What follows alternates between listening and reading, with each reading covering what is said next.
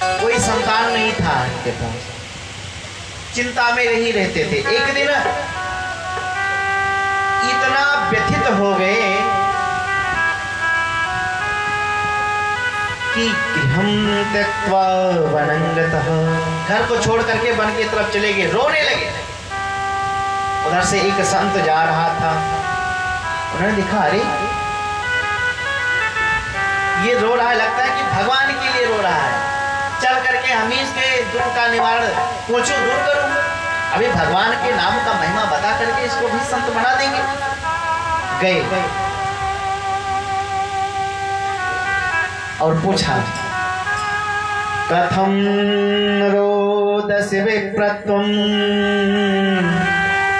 काते चिंता बलीयसी वदत्वं सत्वरं मह्यं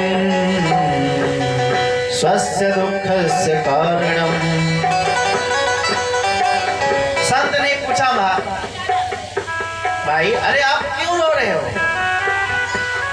बोले महाराज मैं आपको क्या अपना व्यथा सुनाऊं, लगता है कि पूर्व पापेन संचितम, ये पूर्व के पाप हैं। तो बोले महाराज हमारे यहाँ पे कोई संतान नहीं है। संत ने सर पे हाथ रखा, अरे राम हम तो आए थे कि ये भगवान के लिए रो रहा है, तो खुद के लिए रो रहा है। बोले महाराज हमने एक गैया पाल रखी है घर में, लेकिन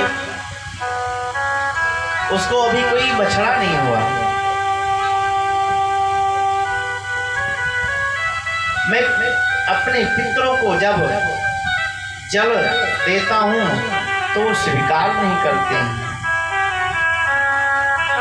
धिग्जीवनम प्रजाहीनम धिग्जीवन संतति विनाम। महाराज ये जीवन धिक्कार है, जब तक पुत्र ना हो। संत ने कहा अब इसको कुछ समझाना पड़ेगा। उन्होंने कहा हे ब्राह्मण सुनो, हमने तुम्हारे मस्तिष्क की रेखाएं को पढ़ लिया है। क्या लिखा है महाराज? बोले तुम्हारे मस्तिष्क में लिखा है 7 जन्म अवधि तव पुत्रो नैव च नैव च। एक जन्म की बात नहीं है, 7 जन्म तक तुम्हारे मस्तिष्क के ललाट में रेखा में लिखा हुआ है कि नैव च तत् पुत्रो, पुत्र आपके जीवन में है ही नहीं। अब ये जैसे सुना कि पुत्र नहीं है, अवसर को इतनी तीव्र गति से पटका कि मूर्छित हो गया। संत ने कहा हरे राम राम, ये हमने क्या मोल ले लिया। कमंडल से जल की छींटा लगाए, कुछ समय के बाद में मूर्छा दूर भई। बोले अरे ब्राह्मण ये क्या करते, मर जाएगा तू? बोले महाराज मैं तो मरने के लिए बैठा ही था, हम तो इसी जन्म के लिए रो रहा था, आपने तो 7 गुना बढ़ा दिया, 7 जन्म का बना दिया। अब या तो मुझको पुत्र दो, नहीं तो मैं अब की बार सर इतनी तीव्र गति से पकड़ूंगा, मैं तो मर ही जाऊंगा। ब्रह्म हत्या आपको लगेगी, आप ब्रह्म हत्या के लिए तैयार हो जाओ। संत महाराज घबरा गए, अरे भैया जो तुम्हारे ललाट में रेखा में लिखा ही नहीं है तो कहां से दूं? बोले महाराज हम कुछ नहीं जानते, मैं संतों के बात को भगवान भी नहीं काट सकती, ये मैं जानता हूं। संत ने कहा ओ संतों पर विश्वास है। इसे मंत्र पढ़ा, एक झोली से निकाल करके फल को दिया। हे प्रभु अब आप ही रक्षा करना, इस वचन का लाज आप ही रखिएगा। मंत्र पढ़ करके दिया, जैसे दिया साष्टांग प्रणाम किया। बोले महाराज कुछ नियम इसके होंगे? बोले हाँ। बोले थोड़ा भोजन करना चाहिए, करें, ज्यादा दौड़े ना, घर का कार्य कम करें, बस 2-4 बातें करो, अच्छे से रहें। तब देखना कि 3 पुत्रों 3 निर्मला, बहुत सुंदर बालक का जन्म हो जाएगा। अब वो तो दंडवत करके प्रणाम करके गया घर, और इतना प्रसन्नता, बोले अरे धुंधली, अरे देखो संत का दिया हुआ ये फल प्राप्त भया है, इसको खा लो, अपने यहाँ पे भी बालक का जन्म होगा।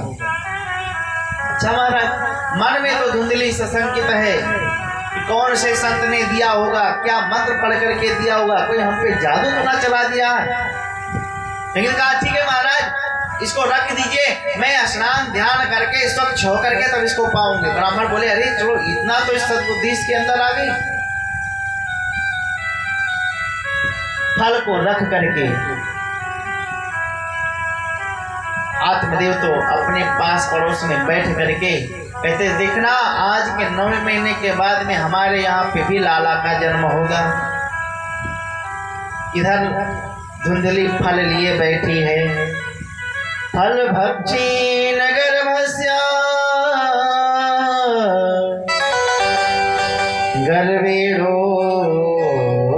दरवृद्धिता स्वल्प भक्षम ततो शक्तिर गृह कार्यम कथम भवे। लेकर सोच रही थी, तब तक पड़ोसन आ गई। अरे बहन धुंधली, अरे किस सोच में पड़ी हो तुम? पूरा व्यथा कथा को सुनाया कि देखो ये कोई संत ने पता नहीं क्या मंत्र पढ़ करके दिया होगा, कोई हम पे जादू टोना तो नहीं चला रहा है। वो समझाने लगे, अरे बहन तुम्हारे तो भाग्य उदय हो गए, जो संतों का प्रसाद आपको प्राप्त हो गया, अरे इसको खा लो। बोले महाराज बहन खा तो मैं भी लूं, परंतु हमने सुना है कि गर्भवती महिला ज्यादा दौड़ नहीं सकती। बोले हाँ, तो तुमको क्या कहाँ दौड़ना? अरे जब बुआ बनने वाली जब ननद हो जाती है तो उसको बुलावा भेजना ही पड़ता है, तो 4 महीना पहले से बुला लेना। बोले ना, तुम नहीं जानती, मेरी ननद महाचोटी है। अरे 4 महीने में तो हमारी घर ही खाली कर देगी। ननंदा संघरिस्तदा। अच्छा, अरे तो कोई नौकर रख लेना। हाँ, परंतु ये बता बहन, हमने सुना है कि सुखदेव जी महाराज अपने मातृ गर्भ में 12 वर्ष तक थे। हाँ, सुना तो आपने बिल्कुल सही है। और यदि मेरा बालक कहीं 2 ही वर्ष रह गया तो तदा में मरणम भवे, मैं तो वैसे ही मर जाऊंगी। और हमने ये भी सुना है कि गर्भवती महिला ज्यादा भोजन नहीं करती है। बोले हाँ। बोले तो स्वल्प भक्षम, तो बोले ततो शक्ति, मेरी शक्ति कम हो जाएगी तो गृह कार्यम कथम भवेत, ये घर का कार्य कौन करेगा? वो उसका माथा सनक गया, ये बहुत बड़बड़ा रही है, बहुत बातें बना रही है। समझा बुझा करके बोली बहन जो तेरी इच्छा में आवे सो कर। वो समझा करके चली गई। इधर दूसरे दिन उसकी बहन आ गई धुंधली की। अरे बहन, अरे तू किस बात की चिंता में चिंतित है? अरे तू कितनी दुबली होती जा रही है। पूरा बात उन्होंने बताया कि देखो ये एक संत ने फल दिया और इसको खाऊं कि ना खाऊं। अब उसकी बहन ने तो और माथा सनका दिया। अरे संतों का, अरे ये संत बाबा बैरागी तो दुनिया को पागल बनाते फिरते हैं। अरे कहीं फल खाने से बेटा होता है? अरे तो तुमको तनिक भी विश्वास हो तो जो गैया आपके घर में बरसों से बंधी बाज है, इसको खिलाकर देखना। और रही बात पुत्र की, तो आपकी जो मेरा पुत्र होगा वो ला करके हम तुमको दे देंगे। और रही बात हमारे पतिदेव की, तो कुछ पैसा दे देना, मैं उनको दे करके उनका मुख बंद करवा दूंगी। धुंधली प्रसन्न हो गई। अरे बहन हो तो तेरी जैसी, अरे तुमने तो 1 मिनट में ही हमारी समस्या को दूर कर दी, हल कर दिया। तो बहन पक्की बात? बोले हाँ, एकदम बात पक्की। इधर पंडित जी को एहसास दिलाती, महाराज मुझको परम लाभ प्राप्त हो रहा है। कालांतर में उसकी बहन के एक बालक भया ला करके और दिया। आत्मदेव जी को दिखाया। आत्मदेव जी प्रसन्न हो गए। ठीक 3 महीने बाद जिस गौ को उन्होंने फल खिलाया था उसके यहाँ पे भी एक मानव बालक का जन्म भया। सर्वांग सुंदरम दिव्यम निर्मलम कनक प्रभम। वो बहुत सुंदर है, बस सिर्फ कान ही उसके गौ के समान है और पूरा शरीर उसका मानव की तरह है। देखने वालों की तो भीड़ लगने लगी। जय हो महाराज, आपके तो भाग्य खुल गए। अरे कहाँ एक भी बालक नहीं था, आज गाय ने भी मानव पुत्र को जन्म दिया है। भाग्योदयो धुना जाता आत्मदेवस्य पश्यता धेनवा बाला प्रसूतस्तु देवरूपे तुकोतुकम्। विधाता का कौतुक तो देखो।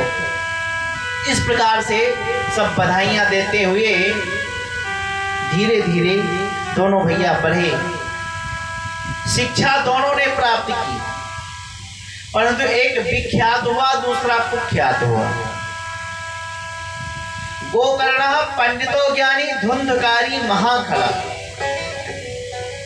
गोकर्ण जी महाराज पढ़ पढ़ करके पंडित होते चले जा रहे हैं और धुंधकारी उतने ही महाखल होता चला जा रहा है। लोगों को सताता है, डांटता है, मारता है, गाली देता है।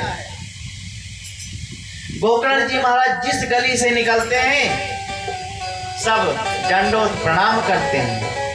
धुंधकारी जिस गली से गुजरता है सब अपने घर के केवाड़ को बंद कर लेते हैं। अरे ये दुष्ट हम पे ना बुरी दृष्टि डाल दे, हमको ना गाली देने लगे, मारने लगे।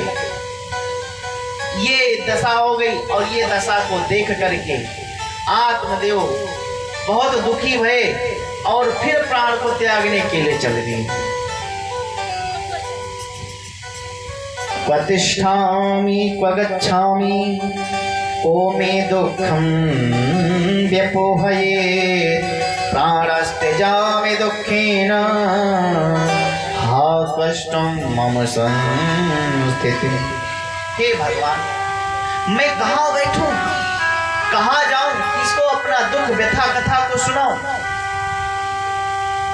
इससे अच्छा है तो प्राण को त्याग देना ही उचित है। पहले भी मरने जा रहे थे, क्यों? बेटा नहीं है। आज भी मरने जा रहे हैं, क्यों? ये बेटा क्यों है? संसार इसी चक्कर में पड़ा रहता है। जब ये दशा देखा गोकर्ण जी ने अपने पिता की हाथ को पकड़ कर लेकर के गए और विधिवत समझाया। बोले पिताजी, ये शरीर है, ये अनित्य है, अशाश्वत है, ये 5 भौतिक शरीर है, ये 5 महाभूतों से बनी है। ये अंत समय में 5 में मिल जाएंगे। कौन कौन से हैं? छित जल पावक गगन समीरा, छित जल पावक गगन समीरा, छित जल पावक गगन समीरा, छित जल पावक गगन समीरा, पंच रचित अधम शरीरा, पंच रचित